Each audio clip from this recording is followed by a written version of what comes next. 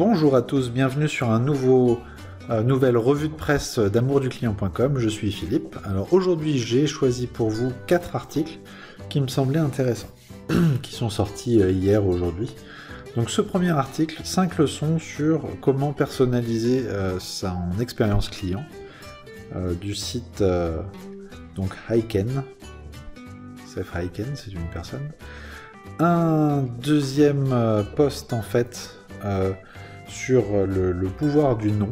Bon, faut être à l'aise avec le non et lire sur les techniques, sur comment les gens répondent au non d'un client, c'est toujours... enfin voilà, on apprend des choses qui sont intéressantes et qui vont servir.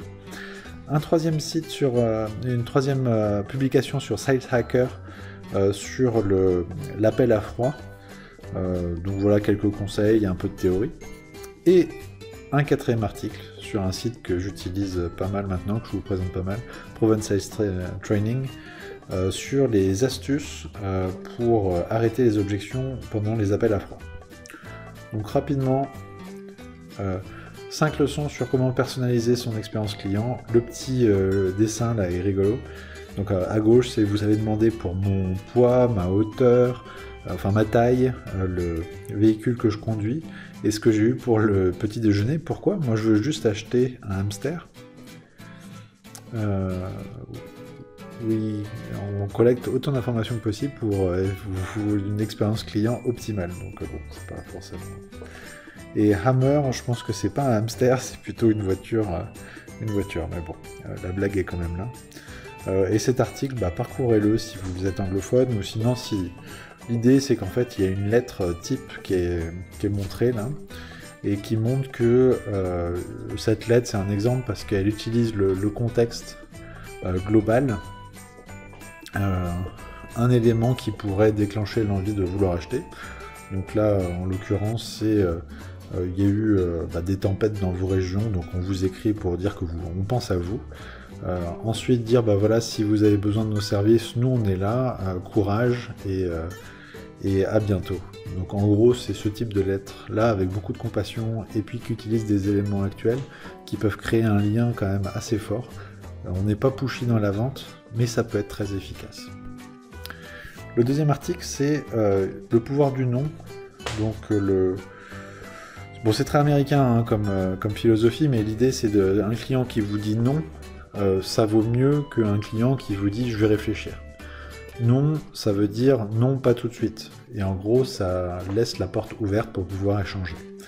Donc il ne faut pas être bloqué par un non. Ça veut juste dire non, pas tout de suite. C'est juste...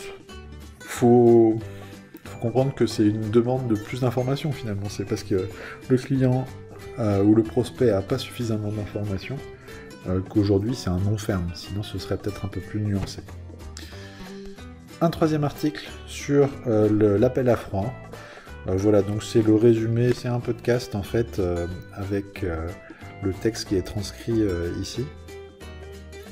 Son plan, sa stratégie, sa tactique plutôt là, pour faire de la prospection.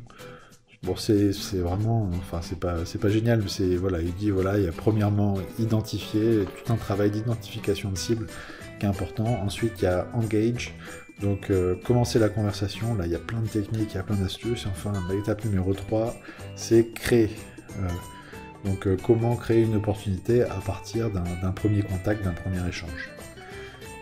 Voilà, donc, et après, en fait, comme beaucoup d'articles, moi aussi j'aime beaucoup ça, mais je pense que c'est plus personnel, je sais pas si c'est plus efficace au fond. J'aime beaucoup le téléphone, j'aime bien appeler les gens. Et encore une fois, c'est un article qui vante les mérites de l'appel au téléphone. Quatrième article que j'ai choisi pour vous dans Proven Sales Techniques, c'est les trucs pour répondre à l'objection. Envoyez-moi de la documentation, je regarderai ça et je vous répondrai. Donc, ce que dit l'article, c'est qu'en gros... envoyez-moi de l'information, c'est que dans notre phrase de closing, est-ce que vous êtes intéressé? En fait, on a ouvert la porte à ce type de réponse qui bloque la vente. Et donc le conseil de l'article, c'est de réfléchir à d'autres phrases de closing quand on rencontre ce genre de situation assez régulièrement. Mais voilà, c'est quand même une réflexion à avoir quand on a l'objection. Envoyez-moi les documents et je vais réfléchir. Il y a plein d'autres phrases classiques comme d'autres approches classiques comme dites-moi ce qui pourrait vous faire décider, qu'est-ce qui vous manque comme information aujourd'hui. Pour moi, c'est plus une invitation à demander, qu'est-ce qui vous manque comme info aujourd'hui, c'est quoi que vous considérez comme pas clair.